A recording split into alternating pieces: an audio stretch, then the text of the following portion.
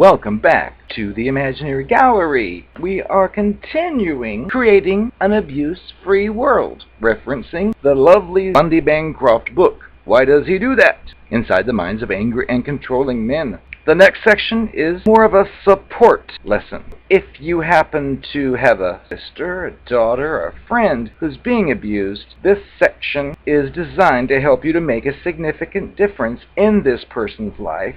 Mr. Bancroft tells you to keep a specific principle fresh in your mind. Your goal is to be the complete opposite of what the abusive person is.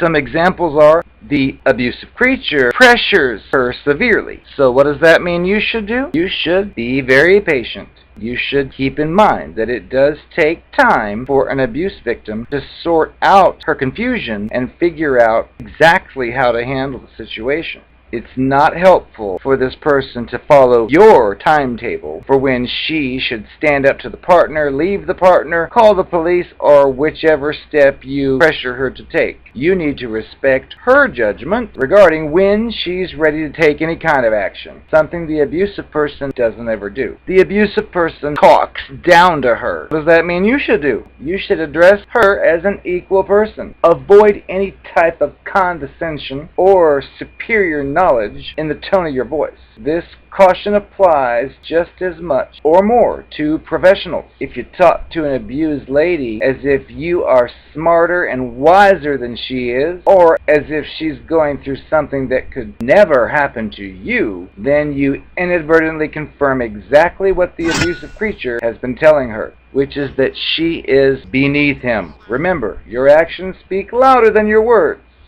Tell that to a cluster B creature. Oh, they don't care. The abusive creature thinks that he knows what's good for her, or knows better than she does what's good for her. So what should you do? Well, you should treat her as the expert on her own life. Don't assume that you know what she needs to do. Bancroft says he's sometimes given abused ladies suggestions that he thought were exactly right, but they turned out to be wrong for her particular situation. You have to ask her what she thinks might work, and without pressuring her, offer some of your own suggestions, respecting her explanations for certain courses of action, explanations for why certain courses of action would not be helpful. Be certain to not tell her what to do.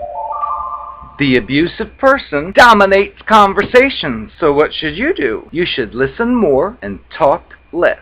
The temptation may be great to convince her what a jerk the creature is, to analyze his motives, to give speeches covering entire chapters of this book. But talking too much inadvertently communicates to her that your thoughts are more important than hers, which is exactly how the abusive creature treated her. If you want her to value her own feelings and opinions, then you have to show her that you value them.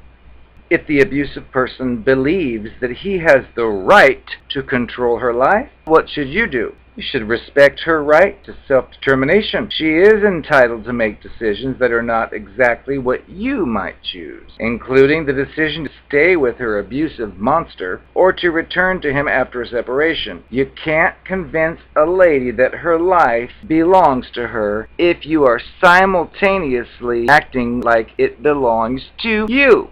Stay by her even when she makes choices that you're not happy with. The abusive person assumes that he understands her kids and their needs better than she does. What should you do? You should assume that she's a competent, caring mother. Remember, there's no simple way to determine what's best for the kids of an abused lady. Even if she leaves the abusive person, the children's problems are not necessarily gone. And sometimes abusive people actually create worse difficulties for the kids post-separation than before. You cannot help her to find the best path for her children unless you have a realistic grasp of the complicated set of choices that face her. The abusive person thinks for her. So what should you do? You should think with her. Do not assume the role of a teacher or a rescuer. Instead, join forces with her as a respectful and equal team player. Mr. Bancroft says, notice that being the opposite of the abusive person does not simply mean saying the opposite of what it says. If he beseeches her with, "Don't leave me, don't leave me," and you stand on the other side, badgering her with, "Leave him! Leave him!" she will feel that you're very much like he is. You are both pressuring her to accept your judgment of what she should do. Neither of you is asking the empowering question, what do you want to do? Next, Mr. Bancroft covers dealing with your own frustrations. Because empowerment and recovery for an abused lady can be a long process, people who want to be there for her tend to go through periods when their patience wears very thin. They're tempted to aim their frustration at the lady and say, "Well, if you put such a low value on yourself as to choose to be abused, I can't help it. I'm not going to keep hanging around you." Or, "If you care about him more than you care about your kids, you're as sick as he is."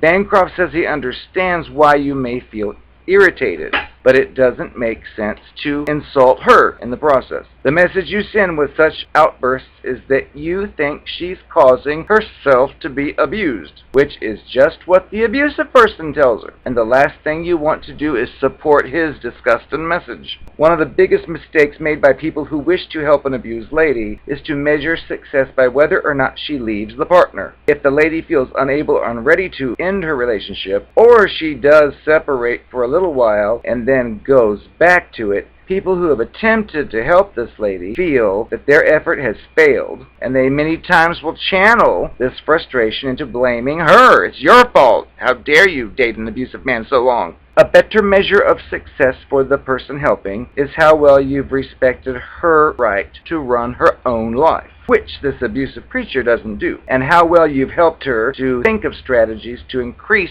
her levels of safety. If you stay focused on these goals, you'll feel less frustrated as a helper, and you'll be a much more valuable resource for this lady in the future. Now, Mr. Bancroft tells you that he has got a mental exercise for you that you can do to help you through your impatience. Think about your own life for a moment. Consider some problem that's been difficult for you to solve. Maybe you had difficulty finding a job that you really like.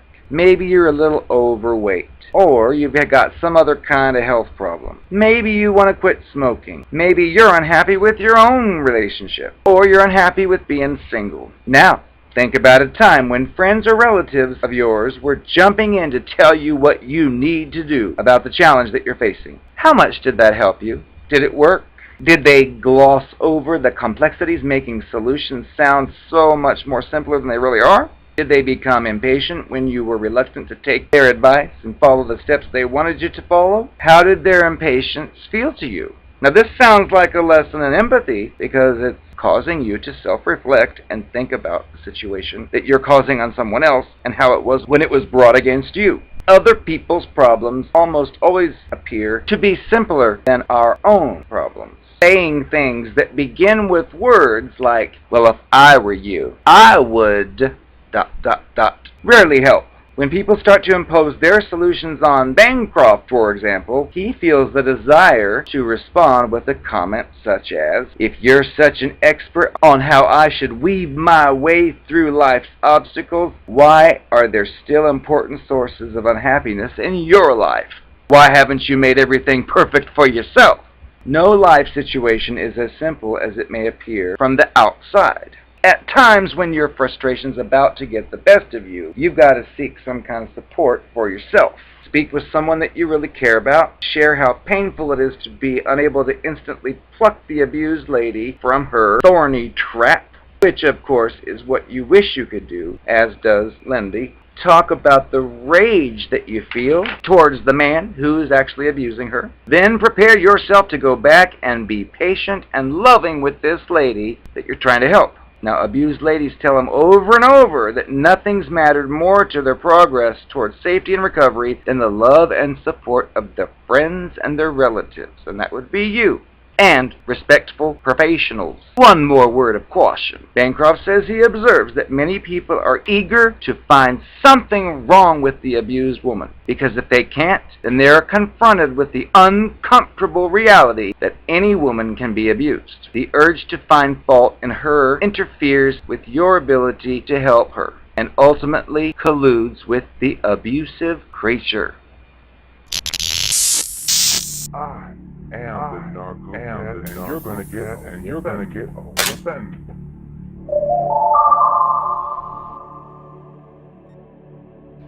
I know when we dated you were really confused. You noticed how quiet I was when we first met. I was soaking in your vibe, if you know what I mean. I know how you expressed how heartbroken you were because of your last lover who cheated and lied. Well, honey, I couldn't tell you, but cheating and lying's my specialty. So what I did was, when you told me about how horrible your evil ex was and how she lied and cheated, I put on a sympathetic face, which I've practiced. That's so terrible. No one should have ever done that to you. You don't deserve that, I would say, and then I would proceed to try to mirror you when I listened to your stories about how she lied to you about where she was going, how you found where she really was, and you saw her at the no-tell motel. And when you were telling me all that, I was reliving my own experience where I had done the same thing to my ex in order to make you believe that I knew exactly what you were going through. I would just retell one of my own stories that I did to my exes, and I just switched characters. Instead of it being me, which it was, who was leading somebody on for the longest time and then finding someone else, well, I switched the story around, switched the roles around, and told you how I know exactly what you're going through. I was dating someone who did the same thing to me. Oh, give me a break. I know it was our first year anniversary. We were supposed to meet in the hotel when we first met. We were gonna relive the experience.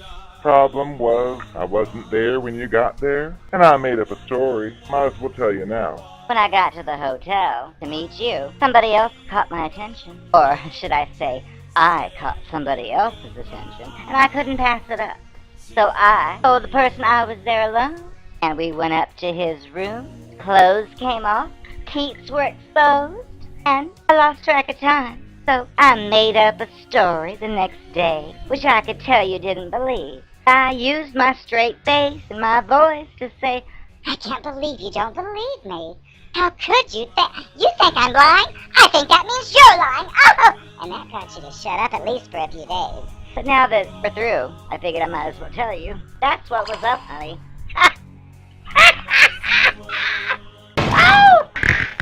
Oh!